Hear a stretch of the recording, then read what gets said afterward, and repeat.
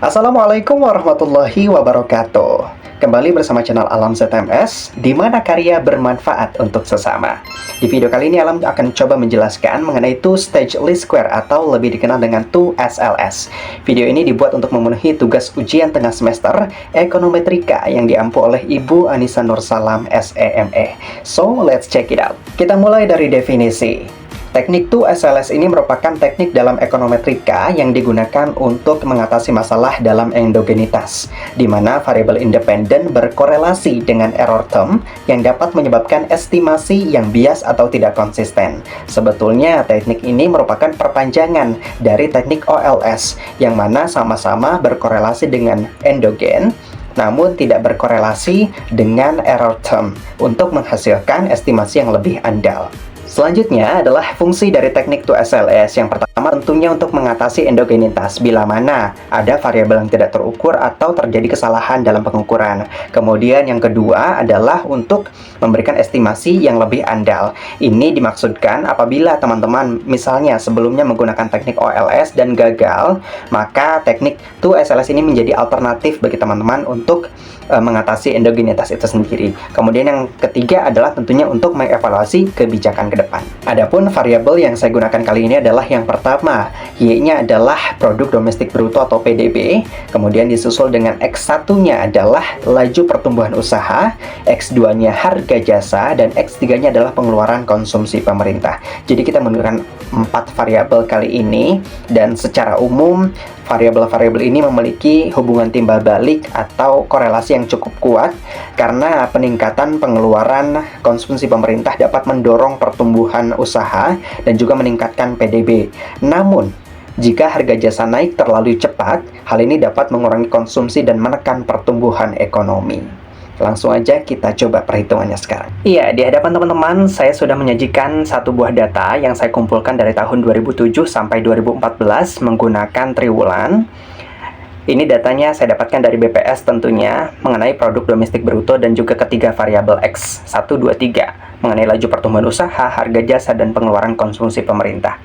Sebelum kita melakukan uji 2SLS, kita terlebih dahulu melakukan uji asumsi klasik ya. Langsung saja kita buka IFIS-nya.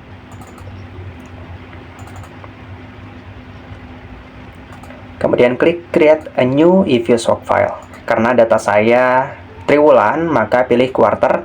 Start date-nya pada tahun 2007, kemudian end date-nya di tahun 2014. Klik OK, maka akan muncul tampilan seperti ini. Lanjut, kita klik Quick dan Empty Group. Kemudian teman-teman silahkan copy datanya dari Excel masing-masing dari sebelah sini sampai ke bawah.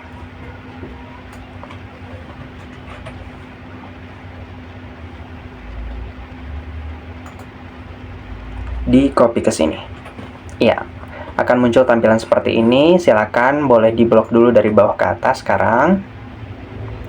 Kemudian silakan ganti share 01 ini menjadi variabel Y. Kemudian ini diganti menjadi variabel X1 dan seterusnya.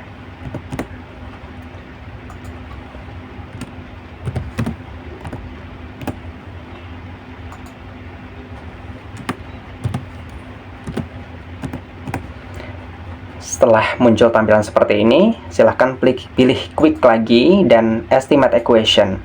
Lalu masukkan Y, kemudian C, X1, X2, dan X3. Pastikan metodenya LS atau least square.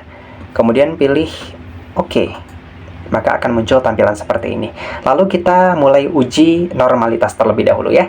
Klik View, kemudian Residual Diagnostic dan pilih Histogram Normality Test. Maka akan muncul tampilan seperti ini. Silahkan copy saja ke Word langsung ya. Ya, uji normalitas. Baik, lanjut. Untuk yang kedua nanti kita akan coba menguji multikolinearitas.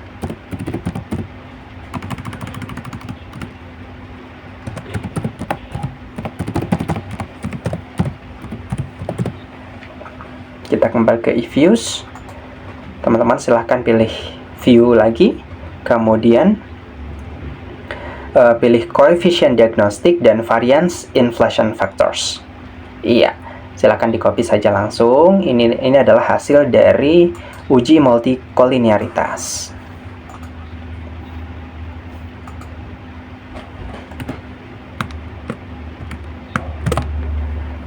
Kemudian yang ketiga, kita coba uji heteroskedastisitas.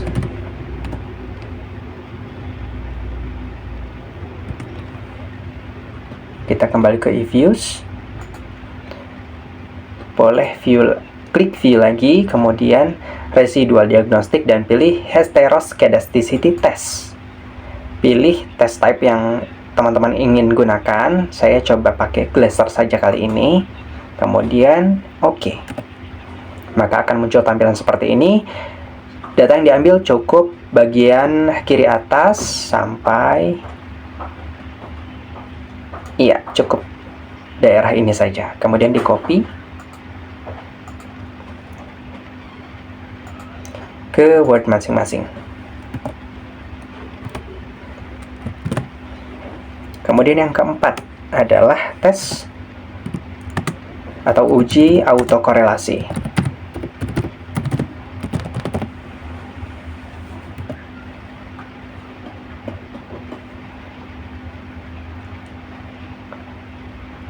Kita kembali ke e-views. Teman-teman silahkan pilih view lagi. Kemudian pilih residual diagnostic dan serial correlation LM test, pastikan legs to include-nya 2 dan klik OK. Ini juga yang diambil cukup bagian atas saja.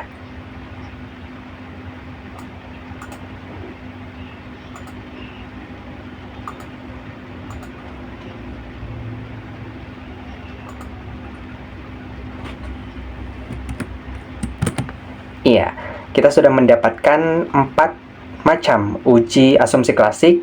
Sebelumnya saya sudah mencoba juga, dan kita coba jelaskan dengan interpretasinya masing-masing ya.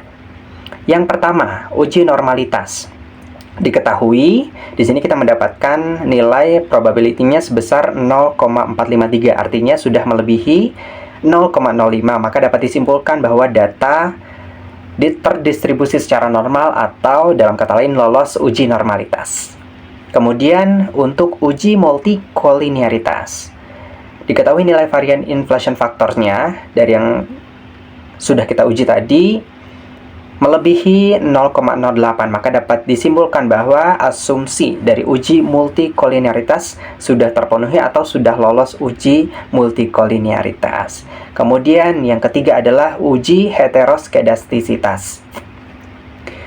Dari uji heteroskedastisitas yang sudah kita lakukan menggunakan teori Glaser, diketahui bahwa nilai probability chi-square sebesar 0,1557, artinya sudah melebihi 0,05, maka dapat disimpulkan kembali bahwa data sudah lolos uji heteroskedastisitas. Dan yang terakhir, uji autokorelasi.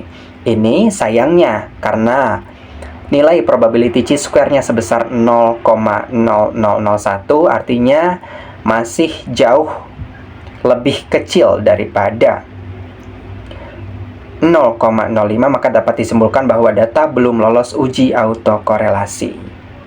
Iya, selanjutnya kita akan coba untuk uji 2SLS ya. Kita buka kembali e-views-nya.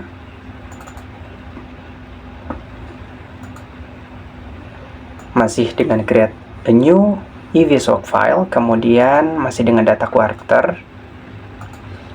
Start date-nya di tahun 2007, kemudian end date-nya di tahun 2014. Ini menyesuaikan dengan data yang teman-teman miliki.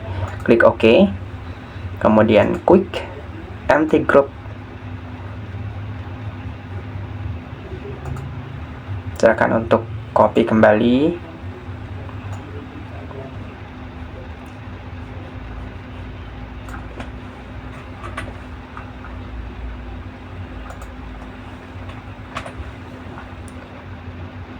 Untuk input datanya masih sama dengan uji asumsi klasik.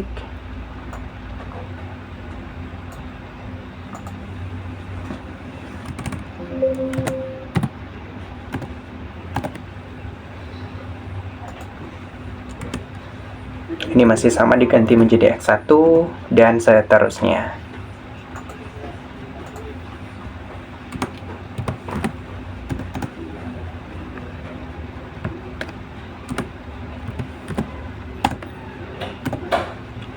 Setelah ini kita pilih quick kembali dan estimate equation. Kemudian masukkan kembali Y, C,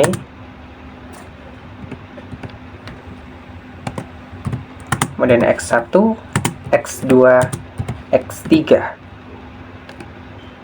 Pilih OK.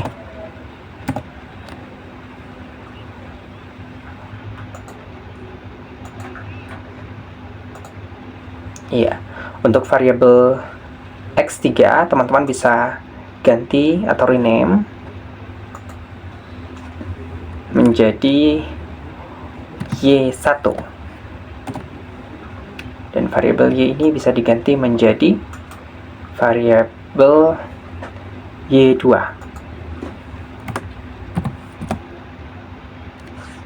Klik OK saja. Setelah itu silakan klik Ctrl, pilih Y2,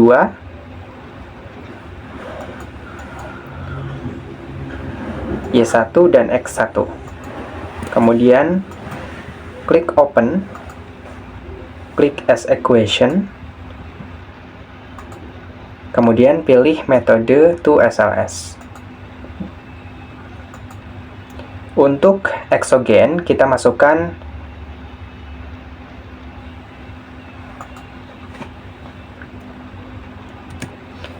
Y1, kemudian Y2, X1 dan C. Untuk instrumennya kita masukkan X1 dan X2. Pastikan metodenya toSLS, kemudian klik OK, maka akan muncul tampilan seperti ini.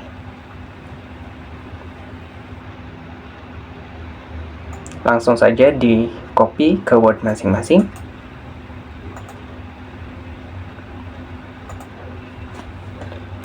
Ini adalah persamaan 1 atau persamaan eksogen. Lanjut kita ke persamaan 2. Kita kembali ke eViews. Ini boleh ke sebelah kanan saja terlebih dahulu, tapi tidak usah di close.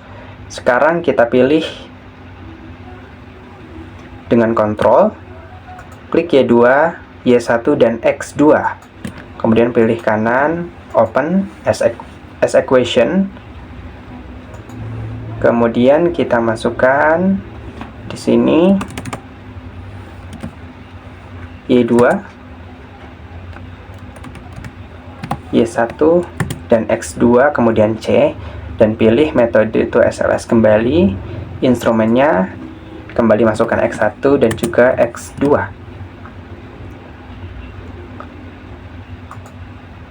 Kemudian pilih OK.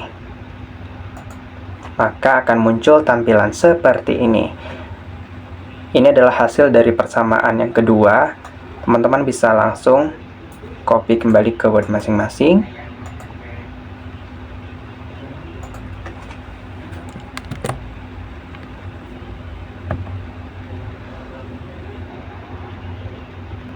Ya, ini adalah hasil dari persamaan pertama dan persamaan kedua. Setelah ini, kita bisa langsung interpretasi. Sebelumnya saya sudah melakukan uji dari data yang saya dapatkan dan didapatkan interpretasi seperti berikut ini. Dari data persamaan pertama, R² sebesar 0,581045, nilai ini menunjukkan seberapa besar variabel independen Y1 dan X2 mampu menjelaskan variasi dari variabel dependen atau Y2. Dalam hal ini, 58,1% variasi dalam Y2 dapat dijelaskan oleh model ini.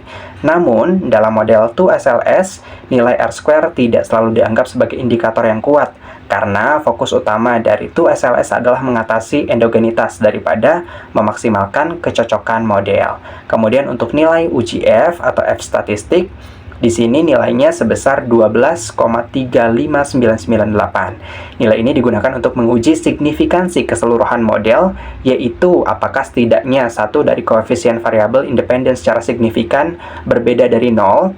Dalam output ini, nilai probability F statistik sebesar 0,00131 menunjukkan bahwa model secara keseluruhan signifikan pada tingkat signifikansi 1%, yang berarti bahwa variabel independen secara statistik signifikan dalam menjelaskan variabel dependen.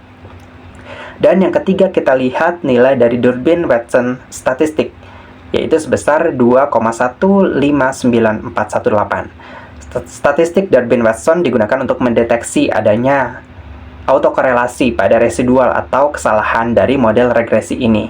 Nilai Durbin-Watson berkisar antara 0 hingga 4. Nilai mendekati 2 menunjukkan tidak adanya autokorelasi. Dalam kasus ini, nilai sebesar 2,159 menunjukkan bahwa tidak ada masalah autokorelasi yang signifikan dalam model ini.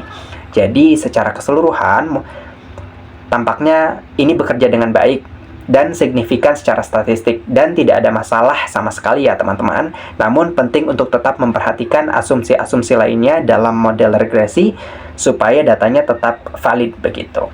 Kemudian kita lihat untuk persamaan yang kedua. Untuk nilai R-square-nya sebesar minus 166,9302, nilai R-square yang negatif menunjukkan bahwa model tidak mampu menjelaskan variabilitas dari variabel dependen atau Y2. Dalam regresi linear biasa, nilai R-square harus berada antara 0 dan 1. Jika R-square negatif, itu menandakan bahwa model tersebut tidak tepat atau terdapat kesalahan dalam spesifikasi model. Hal ini bisa terjadi akibatnya dikarenakan adanya masalah dari data atau instrumen yang digunakan. Oleh karena itu, mungkin ke depan saya harus mencoba mengevaluasi data yang saya dapatkan. Kemudian selanjutnya untuk F statistik. Di sini nilainya sebesar 0,030836. F statistik ini digunakan untuk menguji apakah model secara keseluruhan signifikan. Dalam hal ini, nilai probability-nya sebesar 0,969686 menunjukkan bahwa model tidak signifikan secara statistik. Nilai p-value yang sangat tinggi ini berarti bahwa variabel independen Y1 dan X1 tidak memiliki pengaruh yang signifikan terhadap variabel dependen atau Y2. Kemudian, yang terakhir, nilai dari Durbin-Watson statistik sebesar 0,054813. Ini digunakan untuk mendeteksi autokorelasi pada residual, yang mana dari nilai yang kita dapatkan ini menunjukkan adanya autokorelasi positif yang kuat, yang menunjukkan bahwa residual-residual dalam model berkorelasi satu sama lain. Ini menunjukkan adanya masalah dalam asumsi independensi residual yang bisa mengakibatkan hasil estimasi yang kurang valid. Secara keseluruhan, output dari persamaan kedua ini menunjukkan bahwa model kurang signifikan dan tidak memiliki beberapa masalah serius begitu, termasuk autokorelasi yang kuat, kemudian R-square yang negatif, dan juga model yang tidak mampu menjelaskan variasi variabel dependen. Peninjauan ulang terhadap data dan model, serta mungkin pemilihan variabel instrumen yang lebih tepat sangat diperlukan untuk memperbaiki masalah ini. Jadi, dari persamaan 1, kemudian persamaan 2 dari teknik 2SLS yang sudah saya dapatkan kali ini, ada beberapa masalah yang didapatkan. Oleh karena itu, mungkin ini menjadi bahan evaluasi saya pribadi untuk lebih teliti dalam mengolah data yang didapat, dan semoga ke depan ini menjadi pembelajaran bagi kita semua. Terima kasih. Wassalamualaikum warahmatullahi wabarakatuh.